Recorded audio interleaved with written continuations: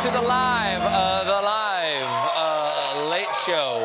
After the Democratic debate, my next guest is a former speechwriter for Barack Obama who hosts two of the most popular podcasts in this country, from Pod Save America and Lovett Or Leave It. Please welcome Jon Lovett.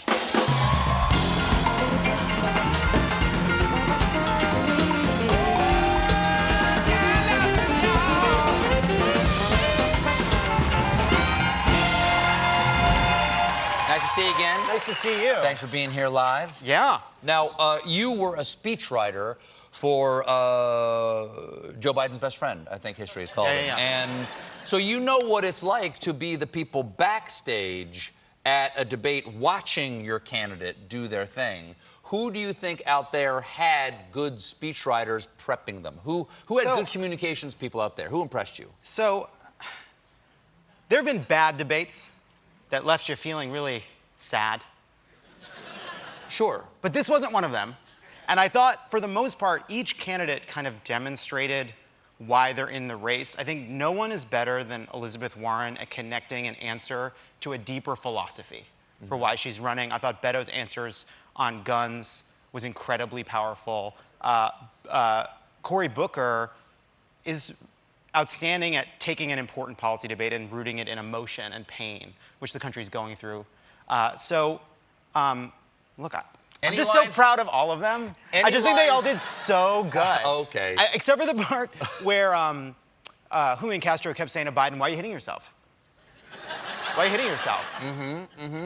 Are there any lines tonight you said, I could have written that, or I wish I'd written that? There are a few lines I believe I couldn't have written. There must be times when you're backstage as a staff member for a candidate going, oh, God, why did that just, oh, no, don't say that. There were some rough jokes. You pointed out that the person behind the curtain is the Wizard of Oz, which is, there he is. And it's worth noting something about this person. Yes. The point of the Wizard of Oz is not that the man behind the curtain is short. The point of the Wizard of Oz is that the man behind the curtain is not a wizard.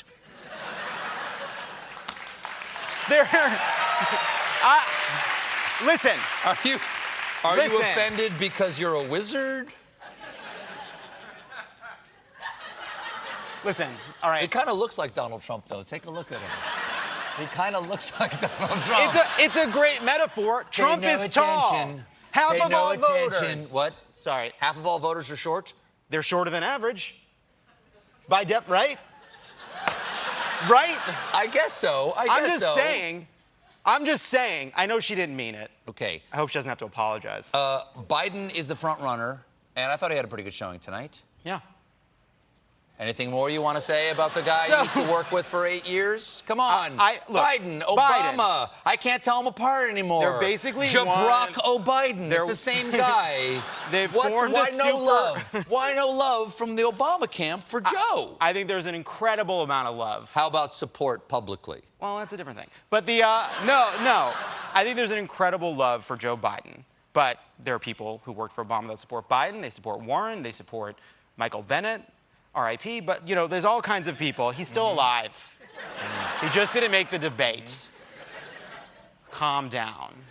No, but look, I think we see whenever this was a good night for Joe Biden, but, with Joe Biden, we see, I think, the good and the bad. I think that there were answers that were strong. I think he did better than before. He had a lot of facts and figures at his fingertips. I thought he fought back well. Yes, and there are also moments that are kind of halting and hard to follow, but then he ends and he reminds you, I think sometimes a lot of people that aren't prone to support Joe Biden underestimate Joe Biden, because it's not just name recognition. It's not just that he worked for Barack Obama. He is somebody whose candidacy, whose career is rooted in genuine loss and pain. That is, I think, relevant for a lot of people, that reminds people why they like Joe Biden. And I think when he gets attacked, when he gets maligned, when people sneer at him, they underestimate his strengths, and there's a reason he's remained on top. There's a new poll from ABC News, Washington Post, TCBY. It has Trump losing to the top 5 Democrats. Now, obviously, we're all scarred from misleading polls from 2016. As somebody who's been there intimately and seen the internal polling and stuff on campaigns, can we trust polls at all? Yes, but don't. You heard him. Wait. 5 people. That was confusing. 5 people I'll are going to beat explain Trump. No, here's the thing. I get why we're all looking at polls. Our brains are profoundly broken. We are drowning in political coverage. We want this nightmare to end. We want someone to give us certainty. Just tell me, please tell me that it's going to be over soon. And so you click up, Yes. you click up your little polls, and they say it's going to be over soon. But the only way it's going to be over is if we do our part to make it over. And one of the lessons of 2016 is spend a little less time worrying about what you expect to happen and worry a little bit more about what you can do to make what you want to happen happen. Thank you for being here, Jon. Thank you. Love It or Leave It is live at Radio City Music Hall tomorrow, and you can listen to new episodes every Saturday. Jon Lovett, we'll be right back.